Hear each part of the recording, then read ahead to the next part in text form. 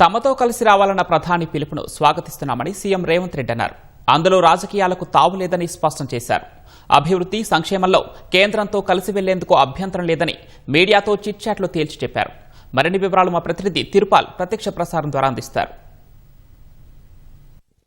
పవన్ ముఖ్యమంత్రి రేవంత్ రెడ్డి కొద్దిసేపటి కిందట దాదాపు 2 గంటల పాటు మీడియాతో ఇష్టాగోష్ఠిగా మాట్లాడాడు. అనేక అంశాలను మీడియా ముందు ముఖ్యమంత్రి ప్రస్తావించారు. అందులో ప్రధానంగా మనం కూడా తీసుకున్నట్లయితే కూడా నిన్న ఏదైతే రాష్ట్ర పర్యటనకు వచ్చిన ప్రధానమంత్రితో ఆయన ముఖ్యమంత్రి మాట్లాడిన మాటలకు సంబంధించి కొంత మీడియాలో తప్పుడు సమాచారం, దాన్ని తప్పుగా అర్థం చేసుకున్నారని ఆందోళన వ్యక్తం చేశారు. అయితే దీని మీద కొంత స్పష్టత ఇవ్వాలనే ఉద్దేశంతో ఈ చిట్చాట్ ఏర్పాటు చేసినట్టుగా ముఖ్యమంత్రి రేవంత్ రెడ్డి చెప్పారు. ప్రధానంగా ఏదైతే అధికారిక కార్యక్రమంలో హెచ్ఐసిసి నుంచి అధికారిక కార్యక్రమం జరిగిందో ఆ అధికారిక కార్యక్రమంలో రాష్ట్రానికి సంబంధించి రాష్ట్ర అభివృద్ధి సంక్షేమకు సంబంధించి ప్రధానమంత్రికి తాను విజ్ఞప్తి చేశానని, ఇప్పటి వరకు అనేక సార్లు కేంద్ర ప్రభుత్వంతో కేంద్ర మంత్రులు అదేవిధంగా ప్రధానమంత్రితో అందరితో కలిసినప్పటికీ కూడా పూర్తి స్థాయిలో అంటే ఆశించిన స్థాయిలో కేంద్రం నుంచి మద్దతు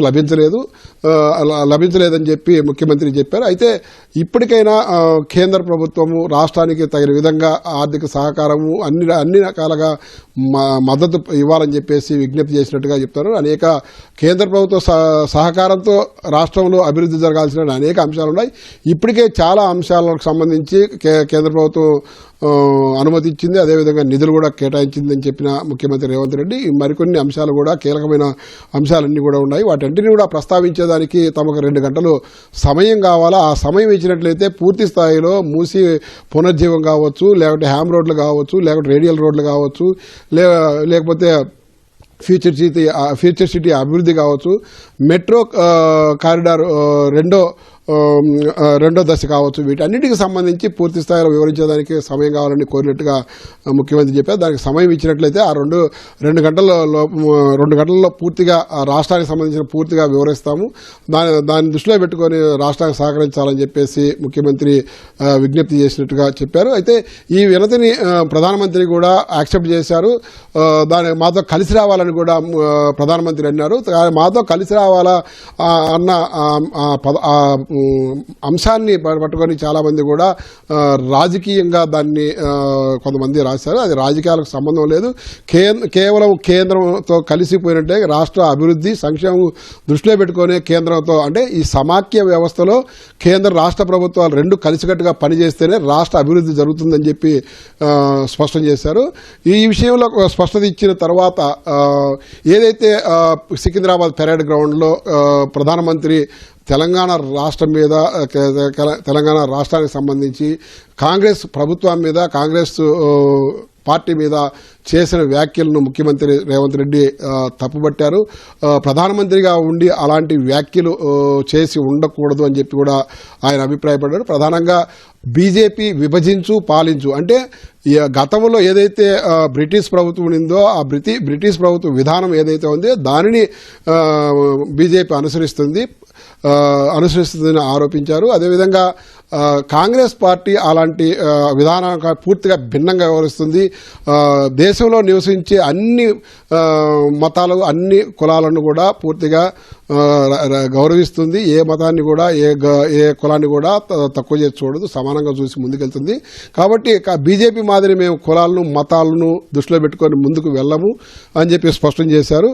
అదేవిధంగా బండి సంజయ్ కుమార్ కొడుకు మీద ఏదైతే పేట్ బషీరాబాద్లో కేసు నమోదైందో దాని మీద కూడా ఆయన స్పందించారు. అంటే ఈ బండి సంజయ్ కుమార్ మీద ఏదైతే కేసు నమోదైందో అది పోటాపోటీగా అక్కడ కరీంనగర్లో కేసు నమోదైంది. కరీంనగర్లో బండి సంజయ్ కుమారుడు ఒక కేసు ఫిర్యాదు చేశారు. అదేవిధంగా ఇక్కడ బాధిత బాలిక ఎవరున్నారో వాళ్ళ తల్లిదండ్రులు కూడా పేట్ బషీరాబాద్లో ఫిర్యాదు చేశారు. రెండు కూడా సంబంధించి ఎఫ్ఐఆర్ అయినా ఈ రెండింటికి సంబంధించి విచారణ పోలీసులు ఇప్పటికే చేపట్టారు. దానికి సంబంధించి కొద్దిసేపటి కిందటే డీజీపీతో అదేవిధంగా సిఎస్తో ఇద్దరితో కూడా సమీక్ష కూడా చేసినట్టుగా ముఖ్యమంత్రి వెల్లడించారు. అయితే ఇందులో ముఖ్యమంత్రి చాలా స్పష్టంగా చెప్పారు, ఎక్కడైనా చట్టానికి ఎవరు అతిథులు గారు, ఎంతటి పెద్దవాళ్ళైనా కానీ చట్టం లోబడే ఉండాల్సి వస్తుంది. కాబట్టి 9-10 2 రోజుల పాటు ప్రధానమంత్రి పర్యటన సందర్భంగా దాదాపు 10,000 మంది పోలీసులు పూర్తిగా ఆయన భద్రత కోసము పనిచేశారు. కాబట్టి ఈ కేసు మీద దృష్టి సారించలేకపోయారు.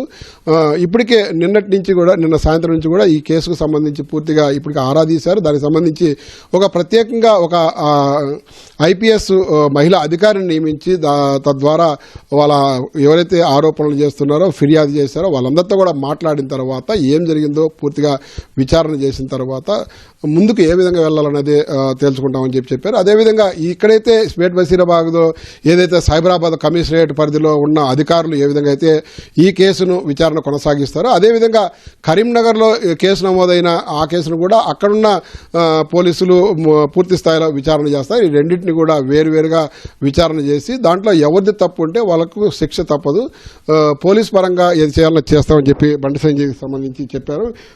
దానికి సంబంధించి బీఆర్ఎస్ పార్టీ నాయకుడు ఆర్ఎస్ ప్రవీణ్ కుమార్ చేసిన వ్యాఖ్యలను ఆయన తప్పుపట్టాడు. ఆయన మాజీ ఐపీఎస్ అధికారి, 30 సంవత్సరాల పాటు ఆయన ఉద్యోగంలో ఉన్న వ్యక్తి ఆ విధంగా మాట్లాడడం కరెక్ట్ కాదు. ఒకవేళ ఆయన దగ్గర ఏదన్నా ఆధారాలు ఉంటే పూర్తిగా సైబరాబాద్ కమిషనరేట్కు అందించాలి, కానీ ఇలా వెంటనే చేయలేదని చెప్పేసి ఆరోపణలు చేయడం, ప్రభుత్వం మీద బురద చల్లడం కరెక్ట్ కాదని చెప్పేసి కూడా ముఖ్యమంత్రి అభిప్రాయపడ్డాడు. దీనికి సంబంధించి ఏదైనా ఆధారాలు ఉంటే మేము తాము ముందుకెళ్తామని చెప్పి కూడా ముఖ్యమంత్రి స్పష్టం చేశారు. అదేవిధంగా నక్సల్స్ మావోయిస్టులకు సంబంధించి ఈ కేంద్ర ప్రభుత్వం అనుసరిస్తున్న విధానాలను రాష్ట్ర ప్రభుత్వం అనుసరిస్తున్న విధానాన్ని పూర్తిగా భిన్నంగా ఉన్నాయి. రాష్ట్ర ప్రభుత్వం ఏమో పూర్తిగా వాళ్ళందరినీ కూడా ఏదైతే ప్రజాజీవనానికి దూరంగా ఉన్నారో వాళ్ళందరినీ కూడా ప్రజాజీవనంలోకి కలుపుకోవడానికి, వాళ్ళందరినీ జనజీవన స్రవంతిలోకి తీసుకురావడానికి తమ వంతు ప్రయత్నం చేశాం. కాబట్టి తెలంగాణ పోలీసులు విశేష కృషి చేశారు. కాబట్టి 818 మంది, అంటే ఏ రాష్ట్రంలో ఎక్కడా కూడా లొంగిపోనంత మంది, ఎక్కువ మంది ఇక్కడ లొంగిపోయారని చెప్పి కూడా ముఖ్యమంత్రి చెప్పారు. ఇంకా మిగిలి ఉన్న గణపతి లాంటి వాళ్ళు కూడా కొంతమంది ఉన్నారు, వాళ్ళు కూడా లొంగిపోతే కూడా పూర్తిగా మావోయిస్టుల రహిత రాష్ట్రంగా తెలంగాణ ఉంటుందని చెప్పి కూడా ముఖ్యమంత్రి చెప్పారు. ఆయన కూడా గణపతి కూడా ఎక్కడన్నా ఉంటే కూడా లొంగిపోవాలని కూడా పిలుపునిచ్చారు. మరొకవైపు ఏదైతే రాష్ట్రంలో హ్యామ్ రోడ్స్కు సంబంధించి ప్రధానంగా బీఆర్ఎస్ మాజీ మంత్రి హరీష్ రావు చేసిన విమర్శలపైన కూడా ముఖ్యమంత్రి స్పందించారు. అందులో టెండర్లు ఓపెన్ చేయకుండానే అవినీతి జరిగిందని, అదేదో జరిగిపోయిందని చెప్పేసి ఆరోపణలు చేయడము తగదు.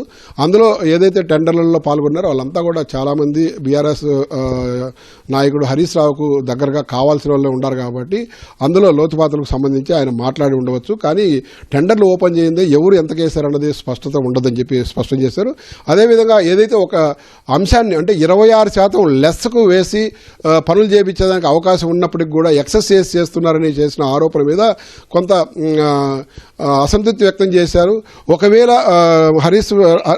హరీష్ రావు కూడా అది కూడా దానికి కూడా కట్టుబడి ఉన్నట్లయితే కూడా పూర్తి స్థాయిలో ఏది బీఆర్ఎస్ ప్రభుత్వంలో జరిగిన అన్ని టెండర్ల మీద కూడా విచారణ చేసి ముందుకెళ్లేదానికి సిద్ధంగా ఉండని చెప్పి సవాల్ ఇస్తారు. ఇలా పలు అంశాలను మీడియాతో ఇష్టాగోష్ఠిగా మాట్లాడారు. Over to studio.